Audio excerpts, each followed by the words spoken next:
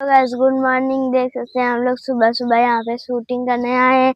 यहाँ स्टिक और यहाँ माइक, हम लोग शूटिंग करने आए हैं। आओ आपको सुंदर सुंदर नज़ारे दिखाते हैं।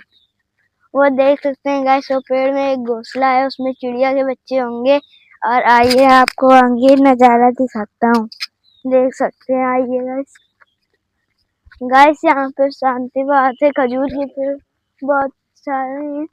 देख सकते हैं बहुत सारे खजूर के पेड़ हैं।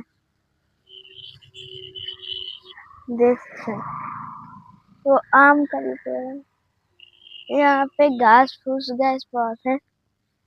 और देख सकते हैं यहाँ पे शांति है। धूप की किरणें भी आ रही हैं। आप धूप को मत देखें, नहीं तो आपकी आंखें जलने लगेंगी।